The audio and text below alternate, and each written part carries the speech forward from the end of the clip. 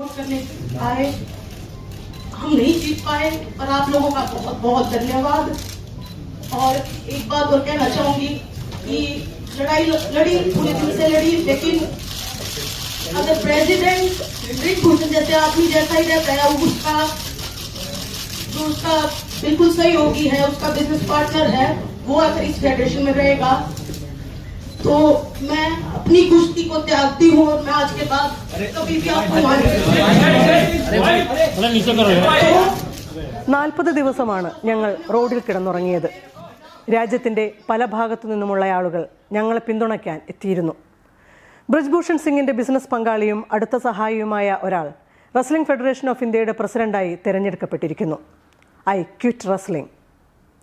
Olympic medal ജേതാവായ സാക്ഷി മാലിക് എന്ന അന്താരാഷ്ട്ര പ്രശസ്തയായ ഇന്ത്യൻ ഗുസ്തി താരം തന്റെ ബൂട്ടുകൾ അഴിച്ചുവെച്ച് കരിയർ അവസാനിപ്പിക്കുന്നു എന്ന് പ്രഖ്യാപിച്ചു.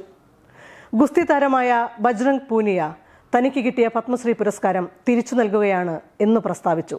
പ്രധാനമന്ത്രിക്ക് കത്തെഴുതി. WFI പ്രസിഡന്റായിരുന്ന BJP MP ആയ ബ്രിജ്ഭൂഷൺ ശരൺ സിംഗിന്റെ സ്വന്തം ആളാണ് ഇപ്പോൾ ഫെഡറേഷൻ പ്രസിഡന്റായി തെരഞ്ഞെടുക്കപ്പെട്ട സഞ്ജയ് സിംഗ്. ഉജ്ജ്വലമായ കർഷക സമരത്തിനു ശേഷം മോദി രാജ്യത്ത് നടന്ന ഗംഭീര സമരമായിരുന്നു ബ്രിജ്ഭൂഷൺ സിംഗിനെതിരെ ഗുസ്തി താരങ്ങൾ നടത്തിയ മാസങ്ങൾ നീണ്ട സമരം. വലിയ രാഷ്ട്രീയ മാനങ്ങളുള്ളത്. സ്ത്രീകളുടെ അഭിമാനത്തിനു നേരെ ഉയർന്ന കയ്യേറ്റത്തെ ചോദ്യം ചെയ്തുകൊണ്ട് ഒരു MPക്കെതിരെ, അതിശക്തനായ BJP നേതാവിനെതിരെ ലൈംഗികാക്രമണം നടത്തി എന്നാരോപിച്ച് 7 ദേശീയ ഗുസ്തി താരങ്ങൾ തെളിവുകൾ നൽകിക്കൊണ്ട് നടത്തിയ സമരം. ഗുരുതരമായ ലൈംഗികാക്രമണ പരാതികളാണ് ഉന്നയിക്കപ്പെട്ടത്. 1500 പേജുള്ള കുറ്റപത്രം സമർപ്പിക്കപ്പെട്ട കേസ്. ഗൗരവമേറിയ പരാതിയെന്ന് സുപ്രീം കോടതി നിരീക്ഷിച്ച കേസ്. സാക്ഷി മാലിക്കിൻ്റേത് വൈകാരികതയിൽ നിന്നും നിരാശയിൽ നിന്നും ഉണ്ടായ പ്രതികരണം എന്ന് തോന്നുമെങ്കിലും അത് സംഘപരിവാർ ഭരണകാലത്തെ തെരഞ്ഞെടുപ്പ് രാഷ്ട്രീയത്തിന്റെ സങ്കീർണതകളെ, പ്രയോഗിച്ച് വിജയിച്ചുകൊണ്ടേയിരിക്കുന്ന നെറിയില്ലാത്ത നയതന്ത്രത്തെ, അതിൻ്റെ സൂക്ഷ്മമായി മെനഞ്ഞെടുക്കുന്ന ക്രമങ്ങളെ, കൗശല സ്വാധീനങ്ങളെ ആഴത്തിൽ വിശകലനം ചെയ്യാൻ പ്രേരിപ്പിക്കുന്ന ഒന്നാണ്. കാരണം ഒരു ഫെഡറേഷന്റെ തെരഞ്ഞെടുപ്പിനെ പോലും സംഘപരിവാർ നയതന്ത്രം നേരിട്ട രീതി അത്രയും രാഷ്ട്രീയ സൂക്ഷ്മതയുള്ളതാണ്. ഭിന്നിപ്പിച്ച് വിജയിക്കലിന്റെ ചാണക്യതന്ത്രം അത് ആത്മവിശ്വാസത്തോടെ പയറ്റിയിട്ടുണ്ട്. സാക്ഷി മാലിക് തന്റെ കരിയർ അവസാനിപ്പിക്കാനെടുത്ത തീരുമാനത്തിലേക്ക് എത്തിയതിന്റെ ചരിത്രം നമുക്കറിയാം. 2022 ജനുവരിയിലാണ് സമരപരമ്പരയുടെ തുടക്കം. പരാതിയെ തുടർന്ന് കായിക മന്ത്രാലയത്തിന്റെ വിശദീകരണം തേടൽ, കായിക മന്ത്രി അനുരാഗ് താക്കൂറുമായുള്ള താരങ്ങളുടെ കൂടിക്കാഴ്ചകൾ, അന്വേഷണം നടത്തുമെന്ന ഉറപ്പിൽ പ്രതിഷേധം പിൻവലിക്കൽ, ഫെഡറേഷന്റെ ആരോപണ നിഷേധം, ഫെഡറേഷൻ അസിസ്റ്റന്റ് സെക്രട്ടറി വിനോദ് താംബറിന്റെ സസ്പെൻഷൻ, മേരികോമിന്റെ നേതൃത്വത്തിലുള്ള 5 അംഗ പരാതി പരിശോധനാ സമിതിയെ നിയോഗിക്കൽ, താരങ്ങളുടെ ആവശ്യപ്രകാരം ബബിത ഫോഗട്ടിനെ കൂടി ഉൾപ്പെടുത്താനുള്ള തീരുമാനം. ഇത്രയും ജനുവരിയിൽ നടന്നു. പിന്നീട് ഏപ്രിലിൽ സമരത്തിന്റെ 2ാം ഘട്ടം. 14-ന് റെസ്ലിംഗ് ഫെഡറേഷൻ ഓഫ് ഇന്ത്യ തെരഞ്ഞെടുപ്പ് പ്രഖ്യാപിച്ചു. മത്സരത്തിനില്ല എന്ന് ബ്രിജ്ഭൂഷൺ അറിയിച്ചു. ഏപ്രിൽ 23-നാണ് പ്രായപൂർത്തിയാകാത്ത താരമുൾപ്പെടെ 7 ഗുസ്തി താരങ്ങൾ പോലീസിൽ നൽകിയ പരാതിയിൽ FIR ഇടാത്തതിലും മേരികോമിന്റെ നേതൃത്വത്തിലുള്ള സമിതിയുടെ കണ്ടെത്തലുകൾ കായിക മന്ത്രാലയം പുറത്തുവിടാത്തതിലും പ്രതിഷേധിച്ച് ജന്തർ മന്ദറിൽ ഗുസ്തി താരങ്ങളായ സാക്ഷി മാലിക്കിന്റെയും ബജ്രംഗ് പൂനിയയുടെയും വിനേഷ് ഫോഗട്ടിന്റെയും നേതൃത്വത്തിൽ സമരം പുനരാരംഭിച്ചത്. സുപ്രീം കോടതിയുടെ ഇടപെടലുണ്ടാവുന്നു. കർഷകർ സമരത്തെ പിന്തുണയ്ക്കുന്നു. രാഷ്ട്രീയ പാർട്ടികൾ സമരപന്തലിൽ എത്തുകയും അതിശക്തമായ പിന്തുണ പ്രഖ്യാപിക്കുകയും ചെയ്യുന്നു. രാജ്യം മുഴുവൻ സമരം പ്രകമ്പനം സൃഷ്ടിക്കുന്നു. പ്രതിഷേധം ശക്തമായതോടെ സമരത്തെ തകർക്കാൻ BJPയും RSSും കേന്ദ്ര സർക്കാരും വലിയ ഇടപെടലുകൾ തുടങ്ങി. ഡൽഹി പോലീസ് കേസ് അട്ടിമറിക്കപ്പെടാവുന്ന വിധത്തിൽ സാങ്കേതികമായും നിയമപരവുമായുള്ള വീഴ്ചകൾ വരുത്തി. FIRൽ കുറ്റവാളിയായി രേഖപ്പെടുത്തപ്പെട്ടിട്ടും പോക്സോ കേസുണ്ടായിട്ടും ബ്രിജ്ഭൂഷൺ അറസ്റ്റ് ചെയ്യപ്പെട്ടില്ല. മാത്രമല്ല, പ്രതിയുടെ സാന്നിധ്യത്തിലാണ് പരാതിക്കാരിയെ തെളിവെടുപ്പിന് കൊണ്ടുപോയത് പോലും. പ്രായപൂർത്തിയാവാത്ത താരം മജിസ്ട്രേറ്റിന് മുന്നിൽ നൽകിയ മൊഴി ഭീഷണിപ്പെടുത്തിയും സമ്മർദ്ദത്തിലാക്കിയും പിൻവലിപ്പിച്ചു. പ്രധാനമന്ത്രിയോട് നേരിട്ട് പറഞ്ഞ കാര്യങ്ങൾ പോലും പ്രതിയായ ബ്രിജ്ഭൂഷൺ അറിഞ്ഞതായും അതുപയോഗിച്ച് ഭീഷണിപ്പെടുത്തിയതായും ഗുസ്തി താരങ്ങൾ തന്നെ വെളിപ്പെടുത്തുന്ന സാഹചര്യം ഉണ്ടാവുന്നു.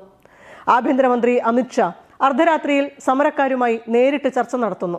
ചർച്ചയുടെ വിശദാംശങ്ങൾ പുറത്തുവിടരുത് എന്നാവശ്യപ്പെടുന്നു. പോലീസിനെയും രാഷ്ട്രീയ നേതാക്കളെയും ഉപയോഗിച്ച് സമരം പിൻവലിപ്പിക്കാൻ നിരന്തര സമ്മർദ്ദം ചെലുത്തുകയും ഭീഷണിപ്പെടുത്തുകയും ചെയ്യുന്നു. സമരപ്പന്തൽ പോലും പോലീസ് കയ്യേറി പൊളിച്ചു നീക്കുന്നു. ഒരവസരത്തിൽ തങ്ങൾക്ക് കിട്ടിയ മെഡലുകൾ ഗംഗയിൽ ഒഴുക്കാൻ പോലും താരങ്ങൾ ഒരുങ്ങി. കർഷക നേതാക്കൾ ഇടപെട്ടാണ് അത് പിൻവലിപ്പിച്ചത്. സമരത്തിൽ നിന്ന് താരങ്ങൾ പിന്മാറിയതായ പ്രതീതിയുണ്ടാക്കുന്നു. സമരത്തിന്റെ വാർത്തകൾ മറച്ചുവെച്ചുകൊണ്ട് ഗോദി മീഡിയ സർക്കാരിനെ പതിവ് പോലെ സഹായിക്കുന്നു. പാർലമെന്റ് ഉദ്ഘാടന ദിവസം മാർച്ച് നടത്തിയ സമരക്കാർക്കെതിരെ കലാപക്കുറ്റം ചുമത്തുന്നു. സമരത്തിന്റെ ഒരു ഘട്ടത്തിലും ബ്രിജ്ഭൂഷൺ എന്ന സംഘപരിവാറുകാരൻ പിന്നോട്ടു പോയിരുന്നില്ല. മറിച്ച് പോക്സോ നിയമത്തിന്റെ പ്രായപരിധി ഉയർത്തണം എന്ന ആവശ്യം പരസ്യമായി ഉന്നയിക്കാൻ പോലും അയാൾക്ക് കഴിഞ്ഞു. ഫെഡറേഷൻ തെരഞ്ഞെടുപ്പ് സുതാര്യമായി നടത്തണമെന്നായിരുന്നു ഗുസ്തി താരങ്ങളുടെ ആവശ്യം. സർക്കാർ അത് ഉറപ്പു നൽകുകയും ചെയ്തിരുന്നു. ആ ഉറപ്പാണ് ഇപ്പോൾ നഗ്നമായി ലംഘിക്കപ്പെട്ടിരിക്കുന്നത്. ബ്രിജ്ഭൂഷന്റെ ബന്ധുക്കളോ കൂട്ടാളികളോ മത്സരിക്കരുത് എന്ന ആവശ്യം അട്ടിമറിക്കപ്പെട്ടു. എന്റെ ബന്ധുക്കൾ മത്സരിച്ചിട്ടില്ലല്ലോ എന്ന് തെരഞ്ഞെടുപ്പ് ദിവസം അപാര ആത്മവിശ്വാസത്തോടെ ബ്രിജ്ഭൂഷൺ മാധ്യമങ്ങളോട് ചോദിക്കുകയും ചെയ്തു. സഞ്ജയ് സിംഗ് ആണ് തെരഞ്ഞെടുക്കപ്പെട്ടത് എങ്കിലും വിജയിച്ചത് ബ്രിജ്ഭൂഷണും അയാൾ പ്രതിനിധാനം ചെയ്യുന്ന രാഷ്ട്രീയവും തന്നെയാണ്. അയാൾ പറയുകയാണ്, ഇതൊരു ജനാധിപത്യ രാജ്യമാണ്, ഇവിടെ തെരഞ്ഞെടുപ്പിൽ മത്സരിക്കാൻ എല്ലാവർക്കും അവകാശമുണ്ട് എന്ന്. പ്രസിഡന്റ് ഉൾപ്പെടെ 15 സ്ഥാനങ്ങളിലേക്ക് നടന്ന തെരഞ്ഞെടുപ്പിൽ 13 സ്ഥാനങ്ങളിലും സഞ്ജയ് സിംഗിന്റെ പാനലാണ് വിജയിച്ചത്. പ്രസിഡന്റ് സ്ഥാനത്തേക്ക് സമരം ചെയ്ത ഗുസ്തി താരങ്ങളുടെ പിന്തുണയോടെ മത്സരിച്ച 2010 കോമൺവെൽത്ത് ഗെയിംസിലെ ഗോൾഡ് മെഡലിസ്റ്റ് കൂടിയായ അനിത ഷയോറണിന് 7 വോട്ട് മാത്രമാണ് ലഭിച്ചത്. സഞ്ജയ് സിംഗിന് 40. വിജയിച്ച 13 സീറ്റിലും വലിയ ഭൂരിപക്ഷമാണ് സഞ്ജയ് സിംഗിന്റെ പാനൽ നേടിയത്. പക്ഷേ അനിത ഷയോണിന്റെ പാനലിൽ മത്സരിച്ച 2 പേർ, ദേവേന്ദർ സിംഗ് കഠിയാനും പ്രേംചന്ദ് ലോച്ചാബും 27ഉം 32ഉം വോട്ടുകൾ നേടി എന്നത് ഒരു സമവായ ഫോർമുല ചർച്ച അംഗങ്ങൾക്കിടയിൽ നടന്നു എന്നതിന്റെ തെളിവാണ്. ഈ പാറ്റേൺ സംഘപരിവാറിന്റെ തെരഞ്ഞെടുപ്പ് തന്ത്രമാണ്. പ്രാദേശിക ഗ്രൂപ്പുകളിൽ വിള്ളലുണ്ടാക്കി വോട്ടുകൾ ഭിന്നിപ്പിച്ച് വലിയ വിജയമുണ്ടാക്കുക എന്ന തന്ത്രം. ജനാധിപത്യത്തിന്റെ സാധ്യതകളെ തന്നെ ഉപയോഗിച്ച് ഫാസിസ്റ്റ് ഭരണകൂടത്തെയും ഫാസിസ്റ്റ് ആധിപത്യത്തെയും ഏറ്റവും ചെറിയ അധികാര ഘടനകളിൽ പോലും സ്ഥാപിച്ചെടുക്കുന്ന രീതി. ഗുസ്തി താരങ്ങൾക്ക് രാജ്യത്തെ പ്രതിപക്ഷ പാർട്ടികളുടെ പിന്തുണയുണ്ടായിരുന്നു. കർഷക നേതാക്കളുടെയും സ്ത്രീ സംഘടനകളുടെയും പിന്തുണയുണ്ടായിരുന്നു.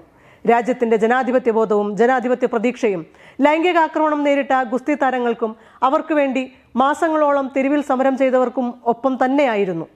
ജനാധിപത്യ ബോധമുള്ള മാധ്യമങ്ങളും അവർക്കൊപ്പമായിരുന്നു. പക്ഷേ ഒരു ഫെഡറേഷന്റെ തെരഞ്ഞെടുപ്പിൽ ജയിക്കാനുള്ള ശേഷി ആ ജനാധിപത്യ ബോധത്തിനും ലിംഗബോധത്തിനും ഉണ്ടായില്ല.